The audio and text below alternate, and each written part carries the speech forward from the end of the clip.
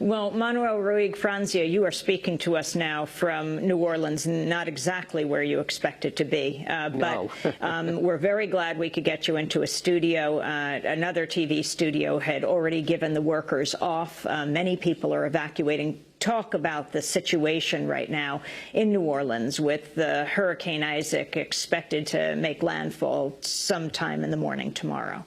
It's such a strange situation. I was here 7 years ago this week when Hurricane Katrina came ripping through here and changed America's perception of how we handle disasters and really altered the landscape of this city. Here we are 7 years later, and there's another storm coming towards this area. It doesn't appear to be as big and as strong as Hurricane Katrina, but it's interesting what's happening to it this morning. It has slowed down considerably. It's only moving 7 miles per hour, and the significance of that is that when it's over those warm waters of the Gulf, it gains strength. And if it stays moving at this slow pace once it reaches land, then it's much more likely to dump a lot of rain on these parts of Louisiana that are essentially bowls that flood when there's just a regular little rainstorm. And so that's the big concern that people have here, not just in New Orleans, but in the even lower lying areas outside of the city, that people are not taking the storm seriously enough, that there could be flooding issues, and there's certainly a heightened level of anxiety among the first responders and the government officials who are anticipating the potential for up to 20 inches of rain in some places.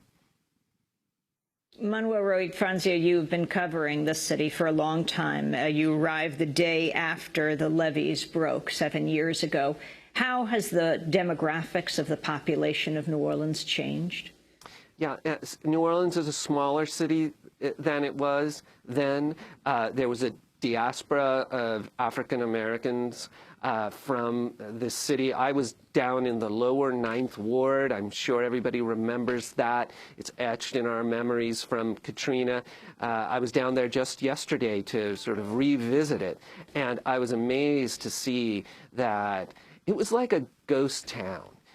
There were still houses that were sagging beneath broken roofs, and there were empty lots where someone may be hoping to rebuild their house. And then you'd walk a few more steps, and there would be someone sitting on a porch in this semi-wasteland. This city has been marked forever by this storm.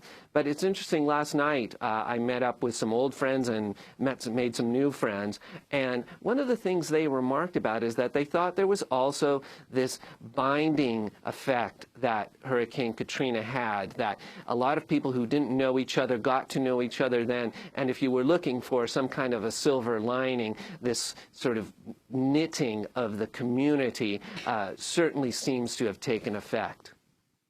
Manuel, before we leave you the levees, talk about the change in the last 7 years and what you possibly face tomorrow. Yeah, American taxpayers poured a ton of money into this area after Katrina. The levees were really exposed during that storm as being flawed and needing to be either repaired or improved. You have 10 seconds before the feed dies. Okay, well, $10 billion was spent here, and they are very confident that the levees are much better than they were then.